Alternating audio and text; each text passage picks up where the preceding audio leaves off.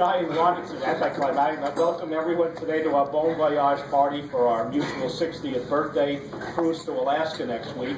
You're all invited. While we might not be able to take you all for a ride next week, we certainly took Karen and Shimmie for a ride today. I only hope we did not make any enemies along the way if others found out and thought they were not invited to our party here today. Our age, however, is not the only reason for our cruise and fake excuse to get the errand rights here. I think it is also the reason that we were asked to speak today. Well, those of you who know us well know that Melody and I were childhood friends from the age of 11, before becoming sweethearts later in college. Our relationship with Karen also goes back a very long time. Although the Hebrew Academy of Nassau County has been in West Hempstead for over half a century, its camp was called Hank Day Camp way before the name was changed to Ruach. And that is where Bob Harris and Melody Rich worked along with Karen Trifus in the summers of 1972 and 1973. Melody was camp director and hired Karen and me as counselors in the first year, and with a bit of nepotism made each of us, along with Larry Liebman, a division head the following summer so that her friends could earn a little more salary, $125 for the summer instead of just a whopping $100. But more than the money, the friendship built over those summers was, as the MasterCard commercial says, priceless. And while the salary and tips did not go far even back then, and everything was valued so much lower in those days, the friendship we have built has lasted and lasted and increased in value over the past 39 years. We spent times in each other's homes, and I remember when Karen came to our house for Shabbos, she had to do her special job for her family before leaving home. Do you remember? Rip the toilet paper into small pieces for the Trifus's bathroom needs. Bob and I both lived in Oceanside when we were single, and we would go together to meet Karen, sometimes at Hofstra University, where the Hillel had a social group called Zach, a coffee house on Saturday or Sunday nights where young Jewish singles would mingle and do Israeli dancing. Then Bob and I got married in 74, and Karen was at our wedding. In 79, we moved into West Hempstead and met Shimmie for the first time. Karen was working in the city. I remember her big raccoon fur coat that she used to wear to keep her warm as she commuted on those cold Long Island Railroad platforms back and forth from North Belmore to the React Company. We still have one of those React cups in our Pesach dishes collection.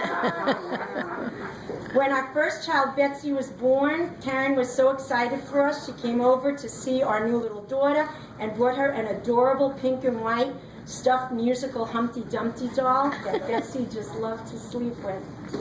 And then one day, a very, very well-kept secret was revealed. And Karen told us that she had been dating someone who lived very close by to us.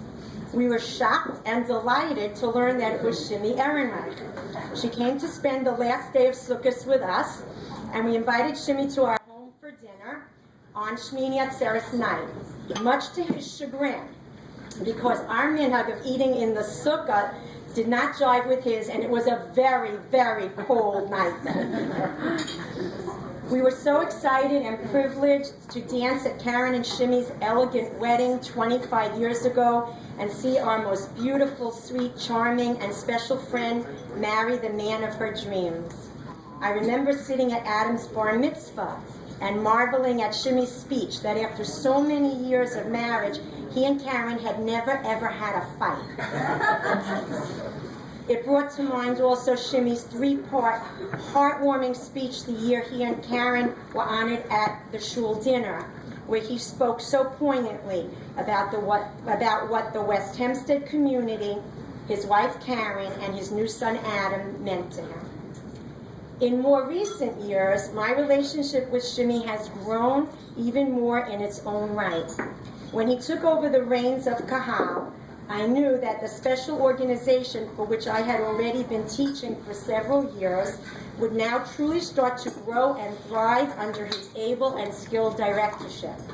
He not only serves the special needs of children in this most vital organization in the Jewish community, but he serves as its link to me out in the boondocks of West Hempstead by hand-delivering all my mail and reports to me, saving me what would be countless trips to the 5 towns.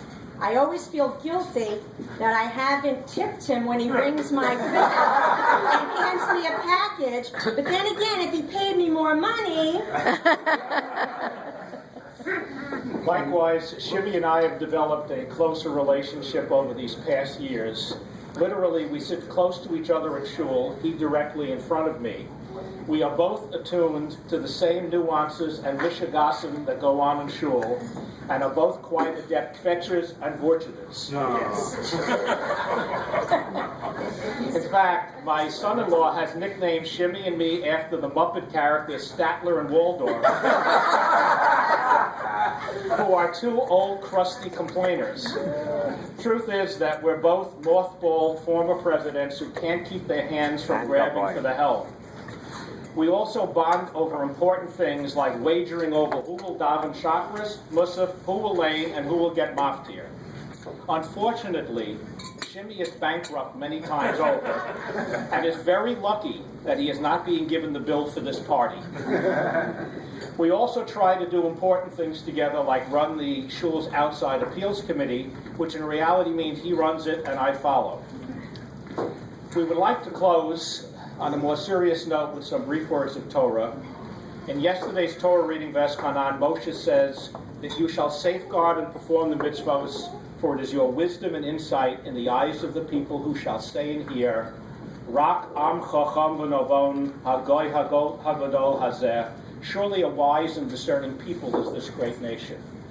What better exemplars to the world of our nation and its wisdom, charm, and beauty than our Karen and Shimmie, who have done so incredibly much for our shul, Amit, Kahal, Rambam, and the list goes on.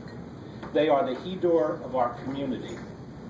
In that schus and for their devotion to Torah and mitzvos, may they receive the promised blessing of this week's parsha and the closing of the repetition of the Musaf Amida on the Yomim Narayim, V'atem habehim b'Hashem Elokechem, Chayim kulchem hayom. Those who cling to Hashem, your God, are alive today. May Karen and Shimmie enjoy many, many more wonderful and healthy years together. May they continue to fill their parents with pride and shep much nachas from their beloved sons, Adam and Jared. Mazel tov.